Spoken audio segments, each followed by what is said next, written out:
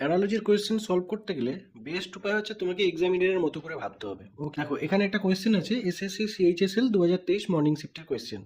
তো এখানে 13 এর সাথে 54 এর যে রিলেশন আছে তোমাকে 14 এর সাথে কোয়েশ্চেন মার্কে সেম রিলেশন বের করতে হবে। তো আমরা যদি 13 এর সাথে 54 এর রিলেশনটা বের করার চেষ্টা করি, 13 54 ইন্টু 4 প্লাস 2 যদি করি, তাহলে দেখো 4 তারে 52 প্লাস 2 54।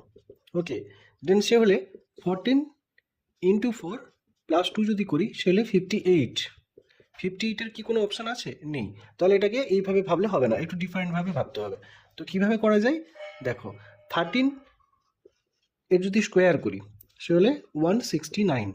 এবার এই যে নাম্বারগুলো আছে 169, এগুলোর মাল্টিপ্লাই যদি করা হয় 6 9 54, নেক্সট 14 স্কোয়ার 196। এবার এটা যদি মাল্টিপ্লাই করা হয় 1 ইন্টু 9 ইন্টু 6, কত আসবে? 54। তাহলে এই কোয়েশ্চেনের সঠিক অ্যান্সার 54। ওকে।